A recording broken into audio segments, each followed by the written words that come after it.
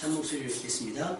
그들이 예루살렘에 들어가니라. 예수께서 성전에 들어가사 성전 안에서 매매하는 자들을 내쫓으시며 돈 바꾸는 자들의 상과 비둘기 파는 자들의 의자를 둘러 엎으시며 아무나 물건을 가지고 성전 안으로 지나다님을 허락하지 아니하시고 이에 가르쳐 이르시되 기록된 바 내 집은 만민이 기도하는 집이라 칭함을 받으리라고 하지 아니하였느냐.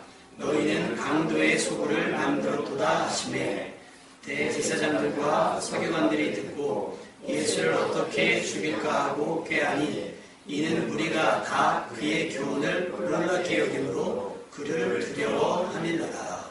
아멘. 할렐루야. 예, 감사합니다.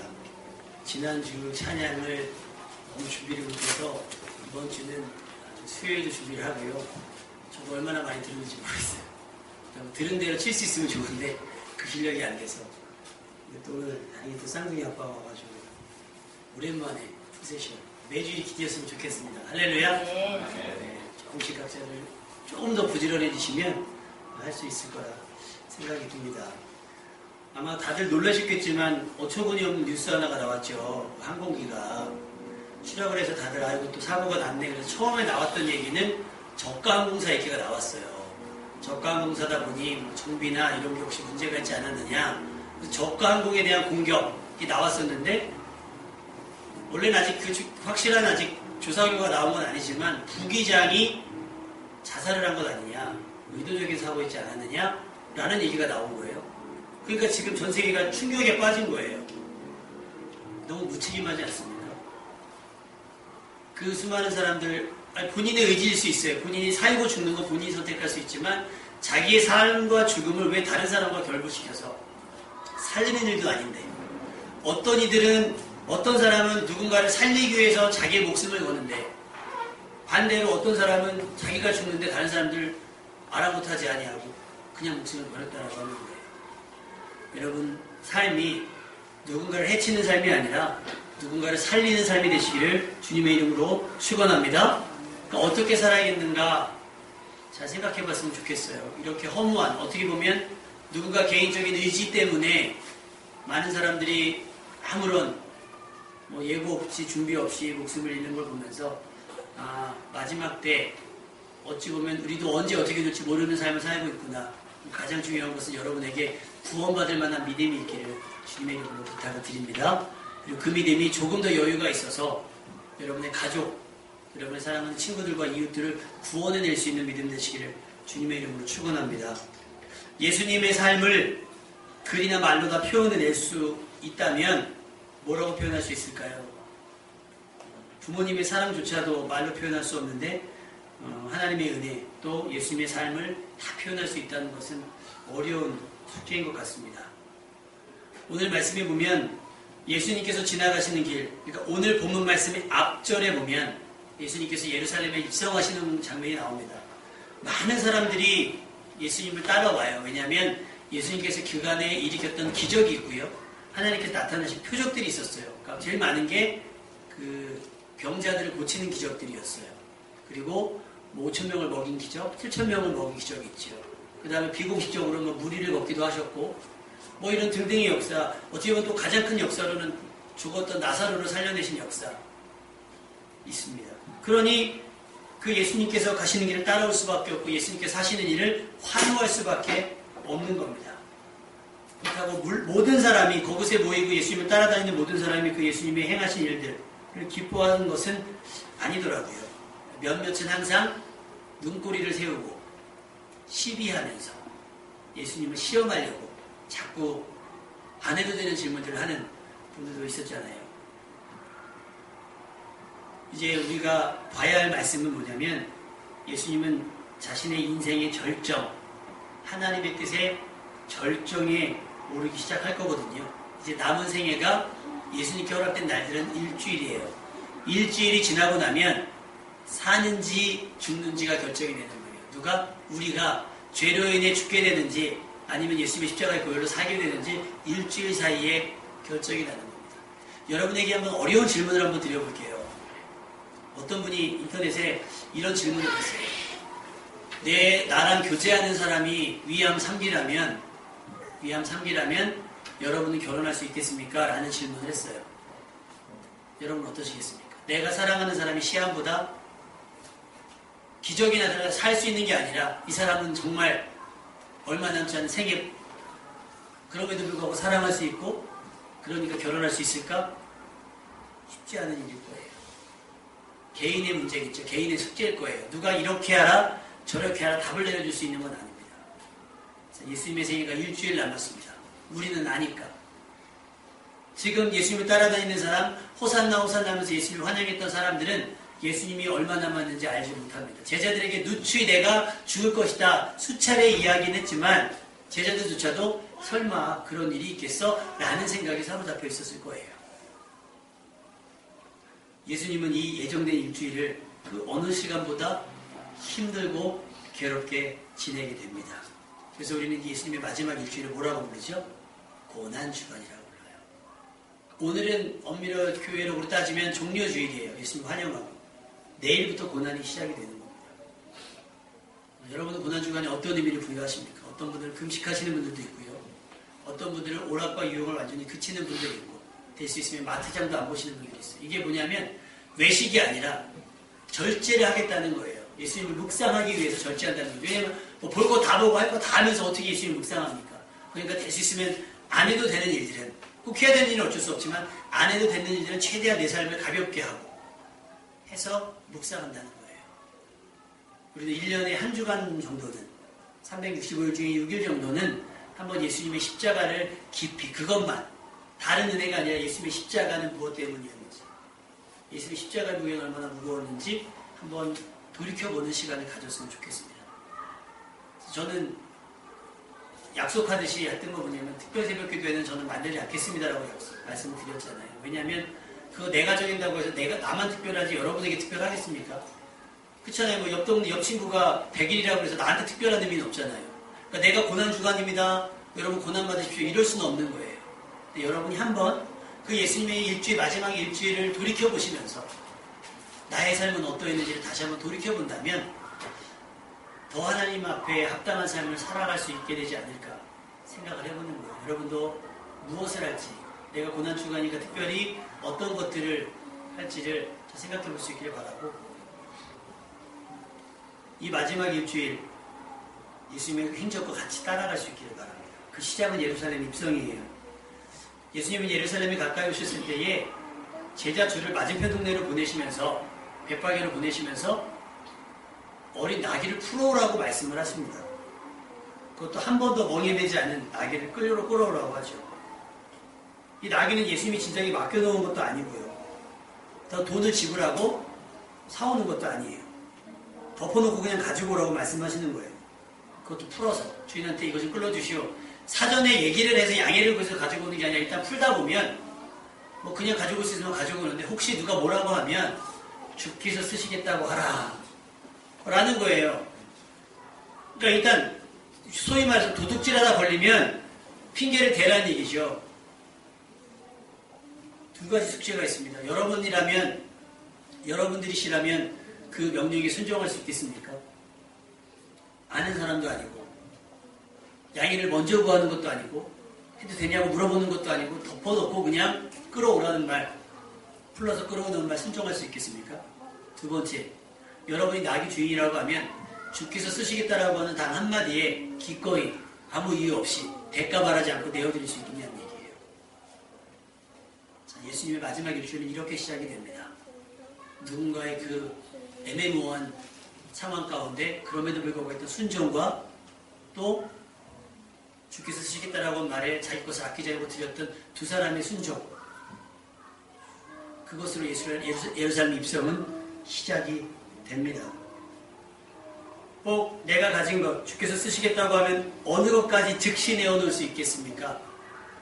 여러분의 이름을 대지 아니하고 여러분의 명예를 기대하지 아니하고 그거에 대한 값을 요구하지 않으면서 여러분을 드릴 수 있겠어요?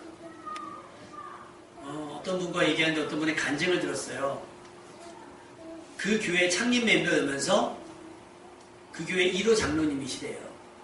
근데 교회가 이제 건축을 한다는 얘기가 있어서 쭉 해놨는데 교회를 건축을 하고 입당 예배를 딱 한 다음에 장로님께서 교회를 떠나셨다 그래요.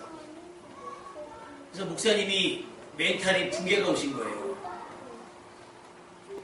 어떻게 그러실 수가 있나. 그때 믿음에서 떠난 건 아니고 이제 교회가 건축도 했고 하니까 어느 정도 자리를 잡았으니까 이제 자기는 다른 역할을 위해서 갔다. 그러면서 목사님이 기도하시면서 그 장로님과 합의한 상황은 뭐냐. 서로 장로님께서 우리 교회를 위해서 하실 일은 여기까지인 것 같고 제가 장로님 위해서 할 수 있는 일은 여기까지인 것 같습니다.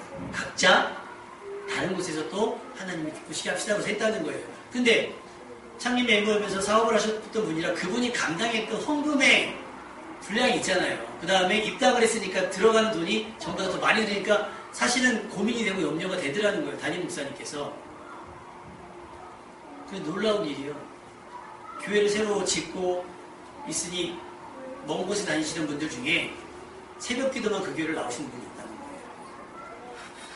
근데 그분이 어느 날 갑자기 3천만 원을 헌금을 하셨다는 거예요. 이름도 안 좋고. 강대상에 새벽에 목사님이 기도하러 올라왔더니 봉투가 있는데 봤더니 그냥 3천만 원. 이름도 모르는 분인데 등록한 교인도 아닌데 그러더라는 거죠. 그래서 그분이 깨달은 게 뭐냐면 내가 만약에 그 장로님을 겁주고 협박해서 또 여러 가지 상황상 또 사람도 필요하고 그런데 그렇게 했다면 어떻게 됐을까? 라는 생각을 하셨다는 거예요. 그분도 주께서 또 쓰시겠다고 하니 다른 교회로 가서 섬길 수가 있고 또 이분도 분명히 본교회에 했으면 혹 다른 데다 했으면 자기 이름이 낼 수가 있고 자기 명예가 될 수 있는데 그렇지 아니하고 교회 건축에 대해 도움을 줄 수 있고 결단이 있다는 거죠. 여러분의 마음이 감동되는 것은요 주님께서 요구하시는 걸 수도 있고 주님께서 여러분에게 특별한 은혜를 주시기 위해서 두드리는 것일 수도 있어요. 마음의 문을 여시면 복이 될 줄로 믿습니다. 설령 그렇지 않다 할지라도 여러분이 그 말씀에 순종해서 드린다고 하면 여러분의 이름이 나지 아니하고 여러분의 특별한 어떤 혜택과 대가가 약속되지 않는다 할지라도 그 드림이 주님의 말씀을 이루는 초석이 될 줄로 믿습니다. 스가랴 말씀을 이루셨다는 거예요. 스가랴 9장 9절 말씀에 시온아 따라 크게 기뻐할지어다 예루살렘에 따라 즐거이 부를지어다 보라 내 왕이 내게 임하나니 그는 공의로우며 구원을 베푸며 겸손하여서 나귀를 타다니 나귀의 작은 것 곧 나귀 새끼니라. 구약 성경에 예언된 말씀을 누구요? 이름도 모르는 한 나귀 주인의 순종, 나귀 주인의 헌신으로 말씀이 이루어졌다라는 거예요. 할렐루야. 또 그 제자들 계산하지 아니하고 따지지 아니하고 말씀에 순종해서 주께서 쓰시겠다라고 하는 단 한마디만 가지고 가서 무리함을 무릅쓰고 나귀를 풀어왔던 그 순종 때문에 하나님의 말씀이 이루어졌다라고 하는 거예요. 하나님께서 여러분에게 요구하시는 삶을 따를 때에 하나님의 말씀이 이 땅 가운데 이루어지게 되는 줄로 믿습니다. 예수님의 행적은 사소한 것 하나하나까지 하나님의 말씀을 벗어난 적이 없고 하나님의 모습 하나하나는 항상 하나님의 말씀을 이루어갔다라고 하는 거예요. 차근차근. 여러분은 하나님의 어떤 말씀을 이루어가고 있습니까? 우리 주일학교 여러분 성경학교 때 퍼즐 맞췄잖아요. 죽겠더라고요. 그 색깔이 그 색깔 같고 모양이 막 억지로 껴놓기도 하고 애들은 억지로 껴놓고 그러니까 나중에 맞는 거가 쭉 가다 보면 그림이 이상한 거예요. 그럼 다시 풀러서 해야 되는 거예요. 여러분 한 조각 한 조각 순종이라고 하는 삶을 가지고 퍼즐을 맞춰갈 때에 하나님께서 원하시는 말씀이 이루어지고 하나님께서 그리시고자 하는 그림이 완성될 수 있기를 주님의 이름으로 축원합니다. 나 하나쯤이야 하는 생각들 그게 얼마나 우리 기운을 빼는 일인지 몰라요. 여러분 소중합니다. 여러분의 일도 소중하지만 여러분이 하는 일들을 통해서 무엇보다 하나님의 말씀을 이루어갈 수 있기를 주님의 이름으로 부탁을 드립니다. 그러니까 그 한 조각 한 조각 맞춰가는 즐거움 있잖아요. 완성되어져 가는 즐거움. 우리 물den동산 교회가 지금 빈 의자가 빈 조각이라고 하면 이 자리가 한 사람 한 사람 채워질 때마다 그 설레임, 이게 어떤 그림이 나올까? 아직 우린 전체적인 그림을 그리지 못했지만 한 사람 한 사람 전혀 다른 성격, 다른 신앙의 정도, 다른 신앙관, 다른 성품, 다른 모습 그 사람들이 이곳에 모여서 어떤 그림이 그려질까? 예전에 한번 케이블 TV인가요? 그 왜 이렇게 장기 자랑하는 프로 같은 거 나왔는데 어떤 분이 그림을 그리신다는데 그분이 목사님이시라고 그러더라고요. 그래서 풀로다가 막 그림을 그려요. 그림을 그리는데 그림이 한 개도 안 보여요. 막 그림을 그리는데 그런데 시간 안에 그린다 그러더니 아무것도 안 그려요. 하얀 도화지에 하얗게 칠했는데 그랬더니 갑자기 이걸 딱 뒤집어가지고 꽃가루 같은 건가요? 그걸 확 뿌렸더니 그림이 촥 되는 거예요. 사람들이 깜짝 놀라더라고요. 여러분, 이 자리가 다 채워지기까지, 여러분이 또 온전히 순종하기까지 우리 교회 그림은 어떤 그림일지 몰라요. 하나님 보시기에 참 좋은 그림 같은 교회, 그림 같은 인생 되시기를 주님의 이름으로 축원합니다. 그 얘기 들리잖아요. 내가 나는 최고다, 손가락 자랑 막 하잖아요. 그 새끼손가락 할 말이 없더라는 거예요. 얘가 뭐라 그래요? 야, 나 없으면 병신이다? 그랬잖아요. 나 없으면 장애인이잖아요. 완성이 안 되는 거예요. 여러분이 삶이 스스로 초라하게 여긴다 할지라도, 부족하게 여긴다 할지라도, 여러분의 존재가 빈 곳을 메꿔가는 좋은 여백, 좋은 조각, 믿음의 조각 되시기를 부탁을 드립니다. 어린 나귀를 타고 예루살렘에 들어오시는 모습은 장관이에요. 사람들마다 겉옷을 벗고 종려나무까지를 꺾어서 막 환영했다고 해서 종려주일이라 그래요.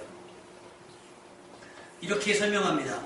마태복음 21장 9절에서 10절. 앞에서 가고 뒤에서 따르는 무리가 소리 높여 이르되, 아까 우리 찬양한 거죠.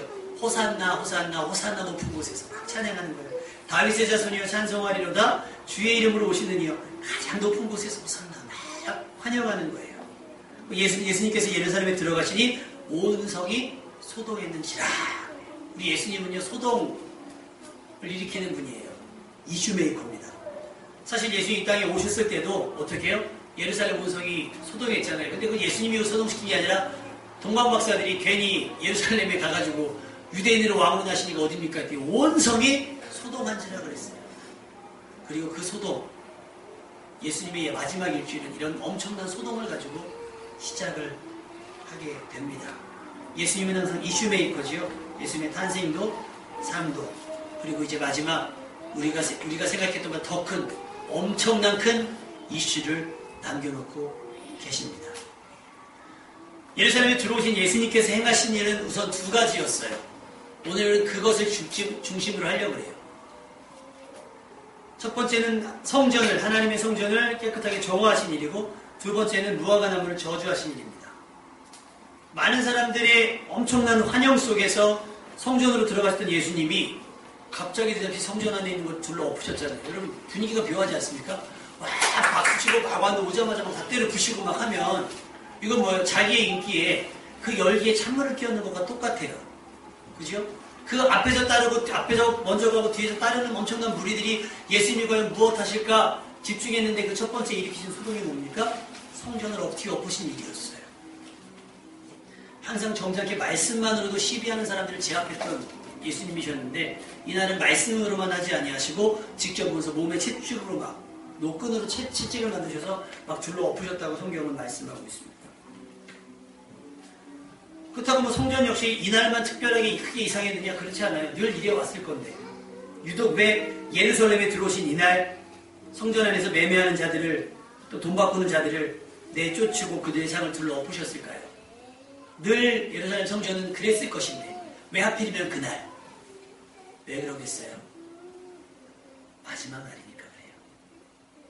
이 길을 지나가면 다시 돌아와서 회복시키지 못할 거기 때문에 마지막 가는 일에 최후의 수단으로 나타내 보이신 거예요. 이 장면은 예수님의 마지막을 이해하는 자들만 이해할 수 있습니다. 만민이 기도해야 하는 집에 돈으로 재물을 사고 파는 시장이 되어버렸습니다. 그것으로 재물을 탐하는 강도의 소굴 같은 곳이 되어져 버렸다는 거죠. 제사를 위해 재물을 팔되 비싸게 파는 거예요.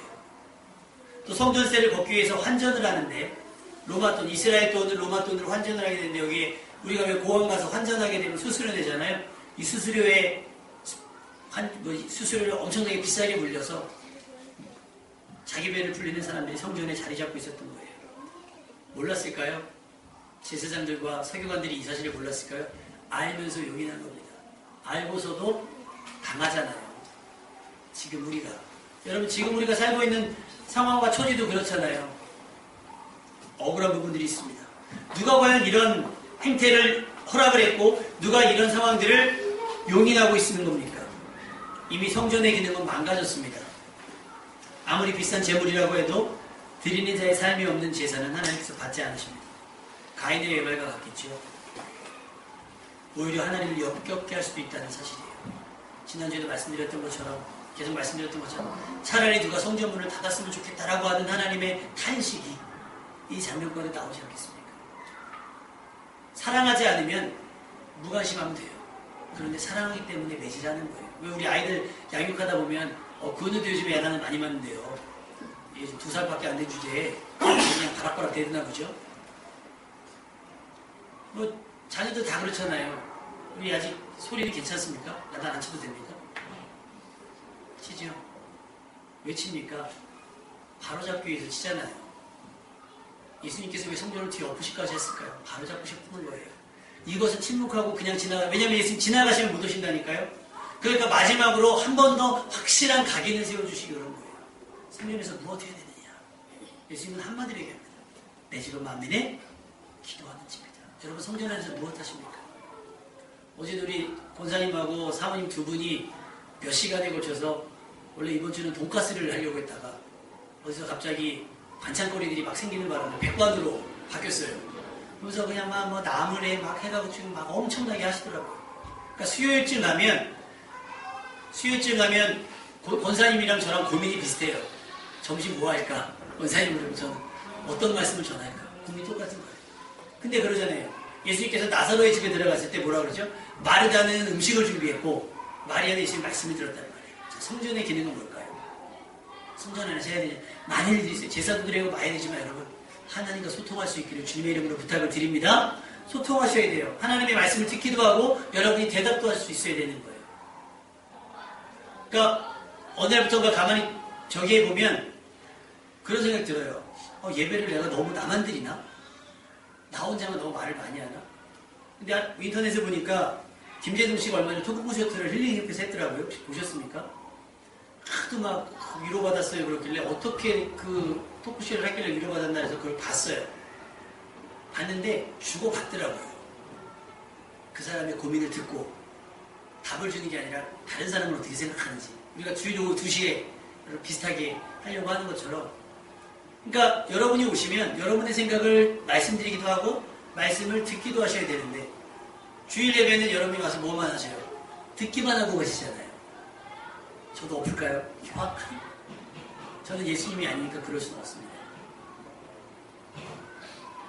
여러분 성전이 필요한 것은 기도할 처소이기 때문에 필요한 거예요. 건물이 필요한 게 아니에요. 건물에 돈을 많이 들일 필요는 없습니다. 초라하다 할지라도 몇몇 모이지 않는다 할지라도 그곳에서 주님이 계시고 내가 거기 있으면 예배는 성립이 됩니다. 할렐루야. 그러니까 기도는 많은 사람이 필요하지 않아요. 나 혼자만 있으면 돼요. 교회를 위한 것이라면 두세 사람이나 내 이름으로 모인 곳에 그도 중에 있다. 제가 아는 목사님과 얘기하다 그런 얘기를 했어요. 요즘 금요기도회를 하지 않고 신방을 하고 있다. 그랬더니 그 친구가 궁금한 건 뭐냐면 신방이 다 끝나면 금요일은 어떻게 할 것인가. 제가 어제 사모님이랑 대화하다 그랬어요. 다시 해야지. 왜냐하면 분량이라고 하는 게 있는 것 같다. 내 생각에는. 교회가 교회로서 채워야 되는 기도의 분량이 있어야 되는데 우리 교회는 지금 3년이 다 돼가도록 사실 기도하는 멤버가 많지가 않습니다. 기도의 시간도 사실은 많지가 않았어요. 새벽 기도라고 해봐야 저하고 장로님 그리고 우리 권사님 한 분, 이 전부고 가끔 뭐 김도희 쌤 오시긴 하지만 금요 기도에도 다들 그러시는가 봐요. 나는 금요 기도회 수요 예배 안 나가도 된다고 생각을 하시나 봐요. 그러니까 더 오시는 분도 없고 덜 오시는 분도 없고 그러니까 고정 멤버에서 한 분 빠지면 횡한 겁니다. 그래서 제가 그랬어요.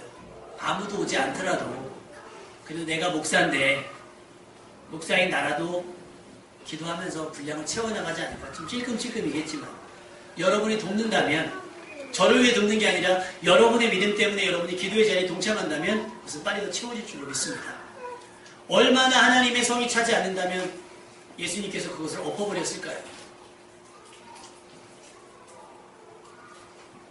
예수님이 성격이 삐뚤어져가지고 그렇게 하는 게 아니에요. 비싼 돈을 지불하고 드린 재물 아무 소용없습니다. 오히려 과거의 두랩돈처럼 그렇게 정성 들여 드린 예물 그것이 또 하나님을 기쁘게 하시는 것처럼 여러분의 삶이 많이 상처나고 많이 찢겼어도 주님의 십자가의 보를 의지하면서 나오는 모습 그것이 또 하나님 앞에 받을 만한 예배, 받으실 만한 예배가 아닌지 생각이 듭니다. 우리 교회는 어떻습니까? 주님이 오신다면 우리 성전은 어떻게 딱 주님께서 오셔서 참 좋구나 하실까요? 아니면 둘러 엎으실까요? 툭툭 먼지를 터실까요? 기능을 잃어버리면 소용이 없습니다. 아무리 좋아도 기능을 잃어버리면, 아무리 비쌌어도 기능을 다하면 버려지게 되는 거예요. 성전의 기능이 다한 겁니다. 성전이 귀하잖아요. 왜냐하면 이건 돌 위에 돌 하나도 남지 않으면 다 무너뜨린다고 주님께서 말씀하셨거든요. 그러니까 바리새인들은 싫은 거예요. 이런 경망스러운 얘기를 하다니 그래서 예수님을 죽이려고 하는 겁니다. 성전을 무너뜨리고 새로 짓는 자여 하면서 막 조롱하는 거예요. 여러분, 성전은 성전되게 하는 것, 거룩한 산 제물되는 성도들과 그들이 드리는 간절한 기도입니다. 교회는 만민이 기도하는 집입니다. 각 사람의 기도가 이 성전에서 식어지지 않고 계속 드려지기를 간절히 소망합니다. 여러분이 채워야 될 기도의 분량, 여러분이 채울 수 있길 바랍니다. 또 그리고 나서 예수님께서 무화과나무를 저주하셨는데, 여러분, 무화과나무 이 저주 왜 하셨다고 얘기해 주셨죠? 열매 없다고, 그 저주받았다고 혹시 얘기 들으셨습니까? 맞아요. 열매가 없었던 게 발단이 되긴 했죠.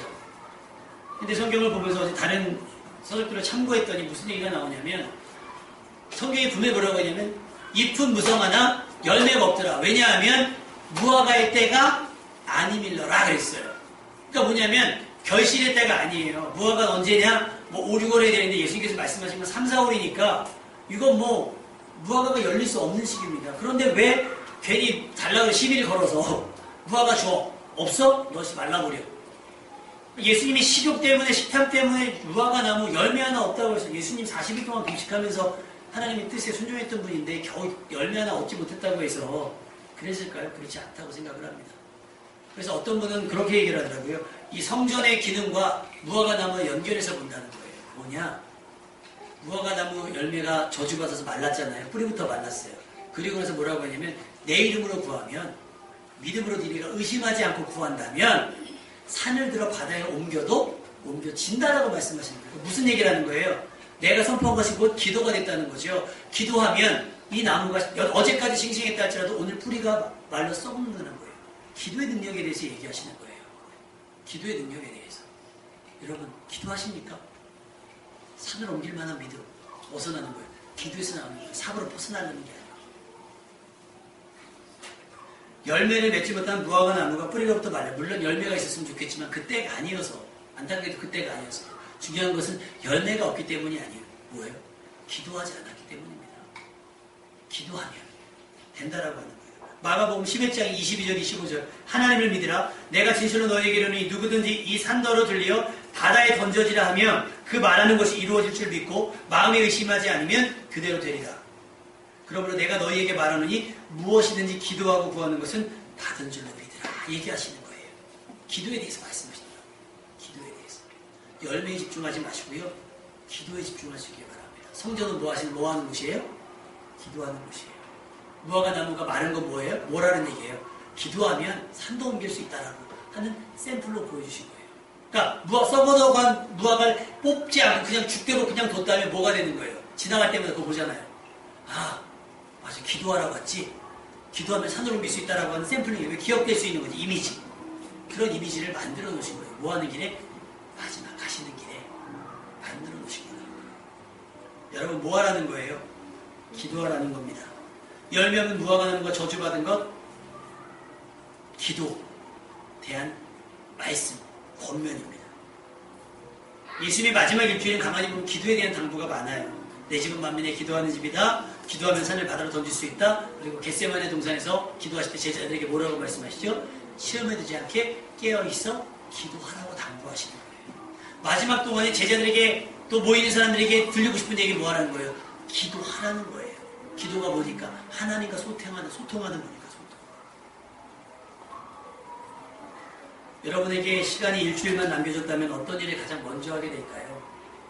중요한 것 아니겠어요? 급하고 중요한 일. 예수님의 생각에는 성전에서의 잘못된 예배를 바로잡는 것과 성전에서 마땅히 드려져야 될 기도를 촉구하고 싶었던 것 같아요. 우리가 믿음을 가지고 바른 예배를 드리고 기도하는 것은 하나님의 간절한 요구입니다. 해도 되고 안 해도 되는 것이 아니라 반드시 해야만 여러분이 구원을 받을 수 있어요. 그렇다고 해서 우리가 예배드려서 구원받는 건 아니에요. 예수님 믿음으로 인해서 구원을 받는데 예수님을 믿으니까 뭐 하는 거예요? 예배드리는 거예요. 예수님 믿으니까 예수 이름으로 기도할 수 있는 거예요. 다시 기도의 자리에 서시길 바라고요. 하나님께서 받으실 만한 예배를 드릴 수 있기를 바랍니다. 어제 제가 카톡으로 문자 보내드렸잖아요. 하나님께 드리는 시간은 내가 살아보고 남으면 드리는 것이 아니고 그 시간은 떼어놓는 시간입니다. 아브라함이 이삭을 왜 드렸어요? 12명 아들 중에 한 명 골라서 드린 거 아니잖아요. 제일 쓸모없는 거 드리는 거 아니에요. 독자 드린 거, 이것밖에 없는데 드린 거예요. 내가 지금 시간이 이것밖에 없는데 드리는 것이 예배고, 내가 쓸 돈이 이것밖에 없는데 드리는 것이 예물이게 드리는 거예요. 쓰고 남은 것은 여러분이 쓰셔야죠. 하나님께 드리고 남은 것으로 우리가 쓰는 게 맞는 거예요. 시간이든 물질이든 에너지든 은사든. 예수님께서 요구하신 건 그거예요. 마지막 일주일 그 시작을 뭘로 하시냐? 기도하라고 말씀하시는 거예요. 여러분 기도할 수 있기를 바랍니다. 예수님께서 갈보리 언덕에서 자신의 생명을 내어주고 허락받은 거예요. 내 이름으로 구하면 얻게 된다라고. 제대로 된 하나님이 기뻐하시는 제사 어떤 거예요? 거룩한 산재물로서의 예배. 항상 성전에서 깨어있어 기도하는 믿음의 사람이 되기를 바랍니다. 그리고 여러분의 믿음이 그 마지막 때에 가족과 여러분 자신을 구원해낼 수 있기를 바랍니다. 무엇보다 믿음이라고 하는 건 마지막까지 십자가 놓치지 않는 겁니다. 예수님의 길을 끝까지 따라가는 것이 믿음일 겁니다. 예수님의 마지막 일주일이 이렇게 시작됐습니다. 이번 한 주간 여러분이 성경을 읽으면서 마지막 일주일을 주님과 함께 십자가의 길을 따라갈 수 있는 여러분 되시기를 주님의 이름으로 축원합니다.